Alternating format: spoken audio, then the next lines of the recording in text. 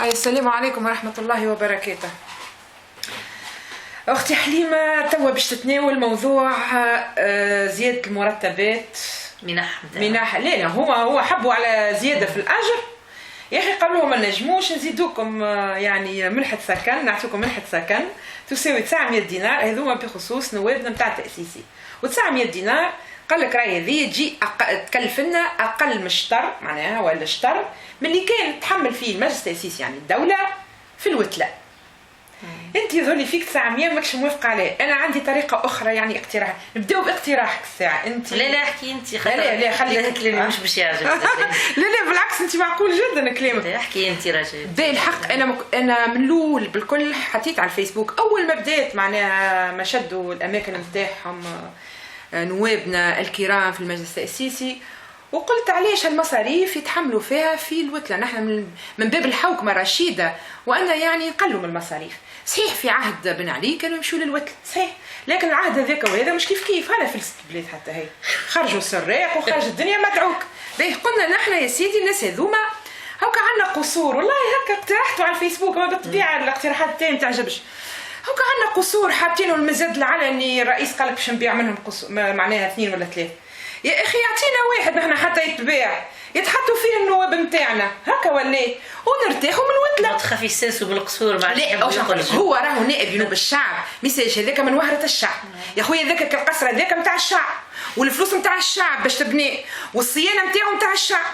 انا في عوض نحط انا على النائب في الشهر 1800 ولا زملين في الوتله معناها اوتيل 5 ايطوال. انا نهبطوا القصر هذاك نضمنوا معناها الترونسبور نتاعو بالطبيعه باش نخليه يجي في الشوارع في التاكسيات، ونزيد الناس اللي فما جماعه نواب ما يخموا كان في كروشهم نزيد نحضر لهم الماكله زاده فك القصر هذاك ونطلع رابح تعرفش عليه. خاطر في الحاله هذه يولي ما عادش يستحق 900 دينار معناها هالملحة السكن هذه اللي تسكنوا في كرتاج ولا قريبه تسكنوا في المريخ. فهمتني كيفاه؟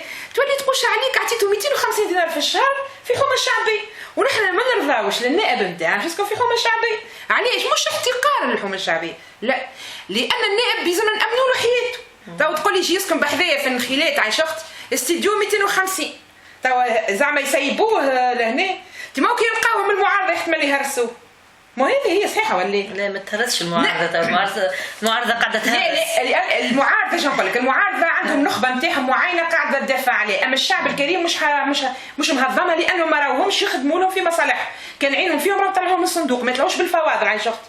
كي تجيب لي واحد تحطه جاري من هنا يهبط عليه حي الناس يدقدقوا. دونك انا نحبوا نامن لك النائب هذاك، واللي اذا كان ما يحبوش القصور يحطوهم فيهم ايش بين ميليتاري مش نقول لهم حل، ايش بين ميليتاري نجم يقاويهم ويأمنهم حياتهم حتى ننتهيوا من المرحله الصعيبه هذه.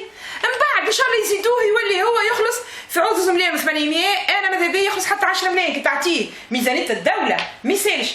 اما ما يلزمناش يعني نجيو ونقولوا راهو 900 نبرروها ونقولوا 900 اقل من سؤال هو يطرح نفسه من اللي كان يتحملوا فيه. الثوره كامله على شنو قامت على التهميش وعلى معناها الفقر والميزيريا والظلم. وشكون اللي هبطوا للشارع واللي بداوا؟ الفقراء والمساكين والمعطلين على العمل. حتى في الذاكره التونسيه وفي الذاكره والتاريخ وباش تبقى راسخه في اذهان اجيال واجيال واجيال. رمز الثوره التونسيه البوعزيزي اللي من اجل لقمه العيش، من اجل لقمه العيش، من اجل البطاله.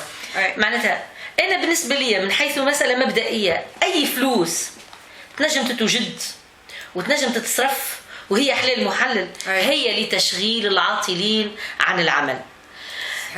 معناتها مسألة هذه لا نقاش فيها، لا مطالب في زيادات مشروعة، لا في الحالات العادية معناتها في الناس اللي تخدم في الإدارات، فما بالك بنواب الشعب اللي صارهم ناس زادوا وناس ما زادهمش. نحن مشكلتنا أزمتنا اللي قاعدين نقاسيو فيه توا الكل السبسي.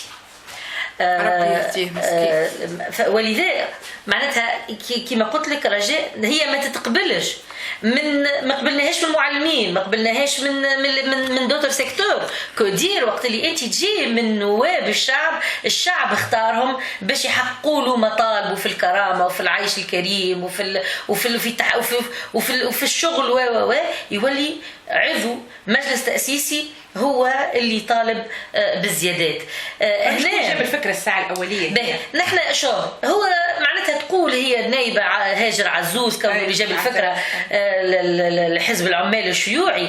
انا نقول لها هنا حزب العمال الشيوعي اقليه في المجلس التاسيسي، اذا كان هو يحب عنده خلفيه وعنده نيه مبيته ربما باش يورط الاخرين، انتم هنا تفيقوا وتقولوا لا. هي مسألة مبدئية. مسألة مبدئية اللي خذيتوه انتم يلزمكم تضحيوا، بل بالعكس مش انكم تزيدوا تجيوا. اذا كان معناتها مجلس نائب الشعب يولي يفركس معناتها هو في الرفاهه والادهى وامر بالله. قبل كانوا في الرفاهه. هي علاش قامت الثوره؟ علاش قامت الثوره؟ قامت الثوره اسكو النائب نتاع ما قبل الثوره، نائب الشعب ما قبل الثوره هو بيدو ما بعد الثوره. اش عملنا كانك يا بوزيد مغازيل؟ لا سامحني فما جماعه صحيح ما همش كيما نتاع قبل الثوره، وفما جماعه كيما نتاع الثوره. علاش فما وجوه نحن نعرفوها في التجمع كانت شنو طبيعي معناتها الطريقه الانتخابيه الظالمه يا اخي. طلعت شكون؟ طلعت التجمعيين معناتها من غير ما نسميه الاسم. بالنسبه لنا نحن واللي ادهى وامر ولا سامحني سمير بالطيب يا اخي مش حزب التجديد. شكون حزب التجديد؟ ما كانش حزب يعني يعاون في بن علي رساله على الشعب ونجيب الشابي واحمد ابراهيم والكلهم شكون ما ديكور نتاع بن علي يا اخي. معناتها مانيش بنعرف خليني نقول انه العذر نتاع هاجر عزيز ولا النائبه نتاع كتله النهضه وقالت كونه هي معناتها الحزب هذايا بالعكس يزيد يدينك. هو وقت اللي هو يقول وهو اقليه ما تتجرجوش وراه. هذه اللي ادهى وامر النطق رسمي باسم النهضه نجيب الغربي وقت اللي يقول المنحه اللي تقضاها نائب المجلس التاسيسي في تونس هي اقل منحه على مستوى العالم العربي. يا اخي وانت فما عالم عربي، انت عالم العربي حاسدينك على ثورتك وهما ماذا بيهم ثوره ويلوحوا لك وانت تقارن. هو ما يقارنيش بالكويت والخليج معناتها ما فماش. راك انت مجلس تاسيسي ما بعد ثوره بخلاف، راك مجلس تاسيسي منبثق على ثوره. اي اكبر شرف انه باش يسجل التاريخ وانه هما اسسوا الجمهوريه. اول مجلس تاسيسي ينبثق بعد ثوره. ونحن على العرب اللي ما ولذا معناتها التعله واللي قالوا التصريح اللي قالوا نجيب الغربي مردود عليه. اللي ادهى وامر اليوم وانا سمعت في الاخبار سمير الشفي باش يبرر يقول لا يلزمنا قد ما نزيدوهم شويه باش ما يبيعوش ذمتهم. معناتها اذا كان توصل انت تحكي على نواب شعب بعد ثوره باش يبيعوا ذمتهم، انا والله نعمل دعوه صريحه مثال شهناء ودعوه نتصورها يقبلوها العباد الكل نمشيو نكنسوهم نواب مجلس التاسيسي صراحه. لا بالفعل معناتها شباب ضايع. ما تطرحش مساله تشريف ذمه يستحيل. مساله انا نقول على مستوى ترويكا اسكو قالها كي قال هو واعي بالكلمه اللي يقول فيها ولا لا، وانه رب عذر اقبح من ذنب. ايش قال لك ايش قال عليك يلزمكم تزيدوا. معناتها راهو سمير الشفي اليوم شنو اللي يقول في الاذاعه الوطنيه في برنامج ما بين ماضي ساعه الماضي ساعتين انه راهو النواب الشعب بري ديسبوزي باش يبيعوا ذمتهم سواء معناتها الاطراف السياسيه ولا اصحاب راس مال ولا غيره. انت تهنا معناتها التكييف خطير جدا لنواب الشعب يصدر على انسان معناتها ماهوش نكره سمير الشفي ويقول الكلام هذايا. ولذا انا بالنسبه لي حتى 900 اللي يحكيوا عليها واللي خرج ضمير المناعي وقال لا راهو لا ماهيش فما زياده بزوز ملايين لا 900 ما ولا باس يا اخي 900 يا اخي اعلى سالير في الاداره هو موظفين عند الدوله نواب مجلس تاسيسي. راه حبينا ام كرهنا كيفنا كيفهم اعلى مرتب هو تعمل شويه ينوب الشعب لا يسخن هنا نايب الشعب ينوب الشعب يعمل لك دستور ينوب اول حاجه هما لهم قاعدين غياباتهم يوميا. بالله تحكي على نواب الشعب اللي يزيفوا واللي اياد الدهماني ولا شكون يمشي يصوت الغير وغير، معناتها فضايح. من نواب معناتها في بلدان اخرى اكيد راهم قاعدين يضحكوا علينا، نوابنا خلونا مسخره نحن في هذايا. حتى مساله 900 دينار نتاع منحه السكن انا شخصيا مانيش موافقه عليها. مش برطمان يعملش اللي ما يسكنوش في كرتاج ماهمش خير منا، هما باش يسكنوا في كرتاج. قلنا عاد لا ما فماش علاش باش نأمنوهم. والله النوعيه نتاع النواب نتاعنا اللي يفكر حد في اللي يفكر فيهم حتى حد معناتها والله يستناو فيهم بركه وقتاش يوفاو، خاطر فريمون عطاو صوره سيئه جدا سيئه جدا سيئه جدا. اللي يكذب واللي يزور واللي يغيب والكلهم كي بعضهم معناتها بجميع بدون استثناءات عندنا بعض النواب بيشرفوا صراحه. شو اللي ما زورش ورثات بالشهريه هذيك اللي ياخذوا. صحيح فما استثناءات لكن الاغلبيه اللي ما زورش وما كذبش راهو قاعد ماهوش قاعد يحضر وقاعد يغيب.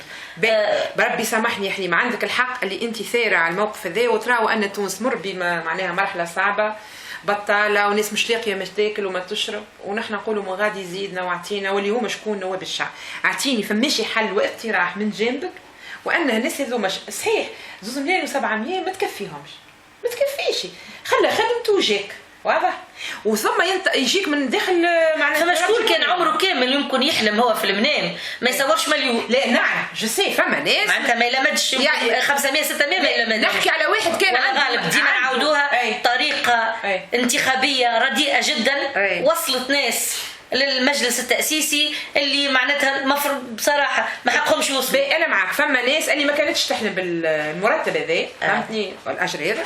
عندك ناس أخرى اللي هي كانت تتدخل ما شاء الله وخلات خدمة وجات من أجل مصلحتهم. هما عارفين على شنو قادمين رجال. هما تكفي أخي بيتهم في الشارع. بيتش في الشارع على كل حال يمكن بعض أخي والحل مش بيدي ولا بيدي. لا نحن نقترحوا خاطر نحن نقول لك حاجة تو هم لازم كي يسمعوا يضحكوا علينا يقولوا هذوما يزيدوا علينا وش مدخلهم فينا وش يهمهم فينا وشكونهم هما باش يحكيو على النور. نحن الشعب اللي انتخبناكم. نحن الشعب. لا نحن في نحن حبينا نجيبوا فكرة باش نجموا من ناحية نوفروا راحة للنواب نتاع، ومن ناحية أخرى يا أخي زاد فلوس الشعب ما يتمش تبذيرها، لأن نحن كما قلنا يا أخي جبال ينادوا يعاود على الحوكمة الرشيد. يا أخي شنو هي الحوكمة الرشيد؟ ما يلزمنا نحن نقلوا من المصاريف الماكسيموم وصحيح ولا جزء كبير الباز نتاعو هو تقليل المصاريف.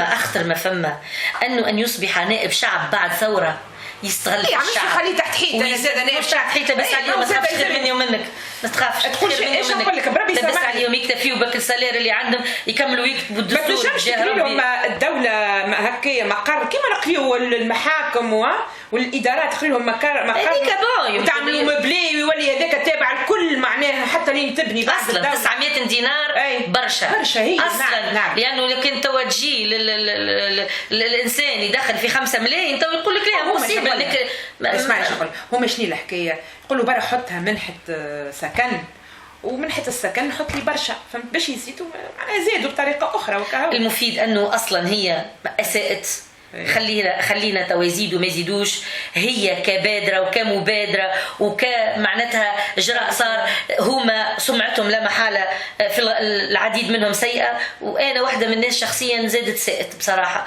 هذه اللي نجم نقوله على كل النواب نتاعنا عطينا راينا ونحن معناها طرف من الشعب هذايا وبرشا ناس من حقنا ما ينجم حتى واحد يصادر حقنا لأننا باش نقيموا الأداء ونقيموا الأداء. أنا عطيت كتبت على الفيسبوك ونعرف راهم يضحكوا يقول لك شبيه تتدخل فينا هاو كمان اليوم في الشريط وعطيت معناها رأي.